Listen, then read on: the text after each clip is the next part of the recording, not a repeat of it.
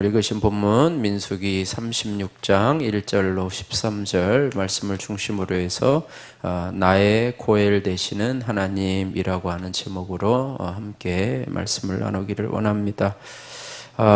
이 오늘 본문 내용을 간단하게 살펴보면요, 이 므낫세 지파의 요셉 자손의 종족 중에서 므낫세 종족의 수령들, 지도자들이 전에 우리가 언급했던 것처럼 이 슬로브와 딸들이 이 다른 지파 남자와 결혼하게 되면 조상으로부터 상속받은 기업의 소유권이 다른 지파에게 넘어갈 것이라고 문제를 제기하게 됩니다. 이에 하나님은 기업을 상속받을 딸들이 같은 지파 사람들하고만 결혼해서 각각 자기의 기업을 지키게 되리라, 이렇게 말씀하고 있습니다.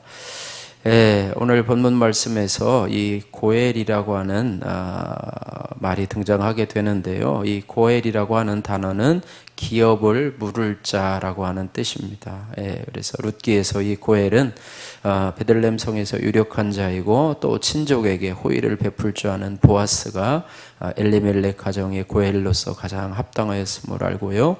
룻기에 나오는 것처럼 형제가 아니더라도 친족 중에서 남편을 택해서 대를 잇는 것도 역시 고엘 제도에 포함이 된다, 이렇게 말씀을 하고 있습니다. 그래서 우리가 고엘 되시는 나의 기업 물을 자가 되시는 이 하나님, 그 하나님을 믿고 신뢰하려면 우리가 어떻게 해야 되는가? 첫 번째는 예수 그리스도만이 나의 고엘 되심, 나의 기업 물을 자 되심을 우리가 믿어야 합니다. 오늘 1절 4절 말씀을 통해서요, 길르앗 자손의 수령들이 이 슬로브앗의 딸들이 다른 지파 남자와 결혼하면 희년이 왔을 때에 그들의 땅이 본래 기업에서 떨어져 나갈 것이라 라고 문제를 제기하고 있습니다. 그래서 슬로브앗의 딸들은 원래는 기업을 이을 수 없었던 사람인데, 딸들에게는 기업을 주지 않는 그런 관습이 있었는데, 이 슬로브앗의 딸들이 믿음으로 왜 우리에게는 주질 않느냐라고 모세에게 요청을 하죠. 그래서 하나님께서 모세의 요청을 들으시고 그들에게도 지파를, 땅을 나눠주라, 기업을 나눠주라 라고 이야기를 했고, 그러면서 이 같은 지파에 속한 이 길르앗 자손의 수령들이 만약에 이 슬로브앗 딸들이 다른 지파 남자들하고 결혼하면 우리에게 분배받은 땅이 결국에는 그 지파로 가게 되면 이거는 모순된 것이 아니냐, 뭐 이렇게 제안을 하지요. 그런데 그래서 어떻게 보면 이 길르앗 자손의 수령들은요, 므낫세 지파에 속한 자들로서 슬로브앗 딸들과 가장 가까운 고엘의 역할을 하는 것입니다. 친족의 역할을 하고 어떻게 보면 기업 물을 자의 역할을 하는, 고엘의 역할을 하는 자가 바로 그것인데요. 생명과 재산을 보존해주는 기업 물을 자 고엘이 바로 이 길르앗 자손의 수령들인데요. 이들이 이런 제안을 하게 됩니다. 그래서 우리가 신앙생활하면서 우리의 고엘은 누구인가, 나의 기업 물을 자는 누구인가 생각해 볼 때에 그분은 바로 우리의 예수 그리스도시다. 우리에게 영원한 기업을 허락하시고 또 우리에게 영원한 기업 되시는 분이 바로 예수 그리스도시다, 이렇게 말씀하고 있습니다.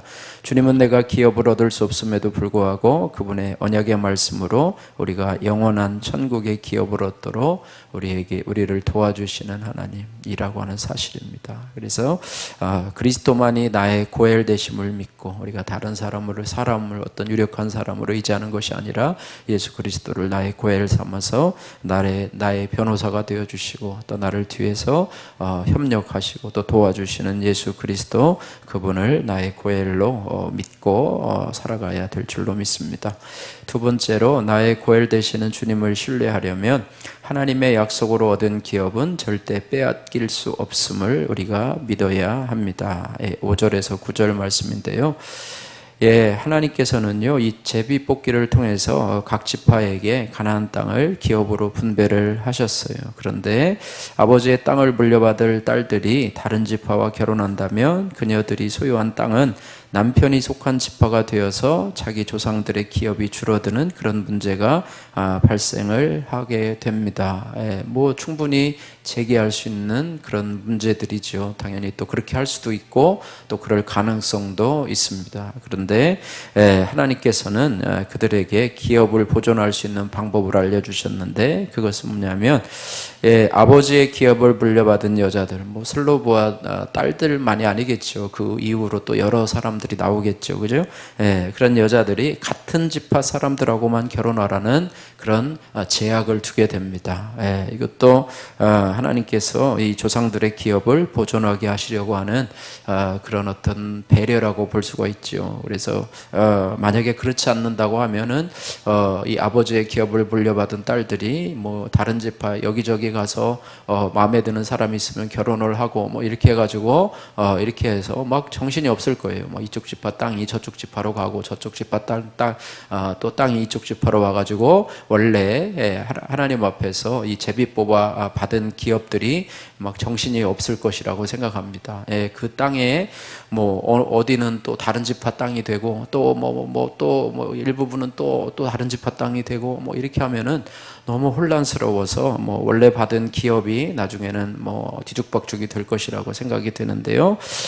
어쨌든 하나님께서 기업을 물려받은 여자들이 같은 지파 사람하고만 결혼해서 결혼하게 하심으로 인해서 조상의 기업을 보존하게 하신다, 이렇게 말씀하고 있습니다. 우리가 여기서 교훈을 받아보면은요, 우리도 마찬가지 하나님의 약속으로 이 받은 우리의 천국, 우리의 영원한 기업은 절대 빼앗길 수 없는 기업이라고 하는 사실을 기억해야 합니다. 사단도 마귀도 귀신도 우리의 땅을 빼앗으려고 뭐 여러 가지 수단을 통해서 얘기하지만은 하나님께서는 결코 빼앗기지 아니하시고 우리에게 주신 기업을 남에게 넘겨주지 않는 것, 이것이 바로 하나님이 우리에게 주시는 은혜라고 하는 것입니다. 그래서 내가 받은 구원의 약속을 빼앗길까 봐 두려워하고 있지는 않은지 우리 자신을 돌아보면서 하나님께서는 나에게 하나님 나라와 영생을 기업으로 주셨음을 믿고 우리의 신앙생활을 견고하게 하시기를 주님의 이름으로 축복합니다. 세 번째로, 나의 고엘 되시는 주님을 신뢰하려면 오직 순종을 통해서만 약속된 기업을 얻을 수 있음을 우리가 믿어야 합니다. 10절에서 13절 말씀인데요. 슬로브와 딸들이 만약에 이 약속을 믿지 않고 같은 지파 사람들하고만 결혼하라고 하는 이 약속을 순종하지 않는다면 어떻게 되겠습니까? 다른 지파 사람, 그 대수 있나? 뭐 내가 좋아하는 사람하고 결혼하면 되지, 뭐 무슨 상관이 있어? 라고 생각해서 다른 지파 그 약속을 무시하고 불순종하고 다른 지파 사람들하고 자유롭게 결혼한다고 한다면 그것은 하나님 나라의 기업을 받을 수 없고 또 조상의 기업을 받을 수 없는 그런 모습이라고 하는 것입니다.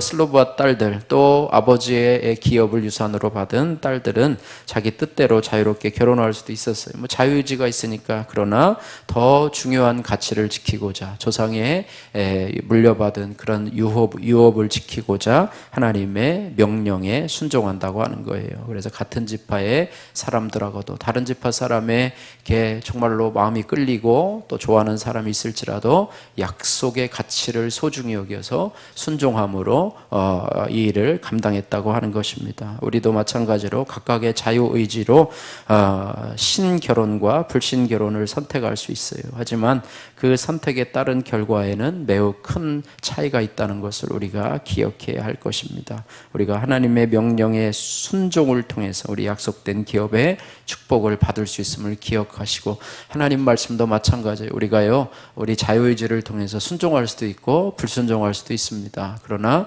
불순종한 결과는 자기가 책임져야 되고, 순종하게 되면, 그럼에도 불구하고 순종하면 하나님의 복이 우리 가운데 임할 수 있다고 하는 것을 기억하면서 우리 자신도 마찬가지고 우리의 자녀들도 믿음의 결혼을 할 수 있도록, 불신 결혼이 아니라 믿음의 결혼을 할 수 있도록 우리가 기도하고, 우리도 마찬가지로 오직 말씀에 대한 순종을 통해서 약속된 남은 기업을 얻을 수 있음을 믿고 신뢰하시기를 주님의 이름으로 축복합니다.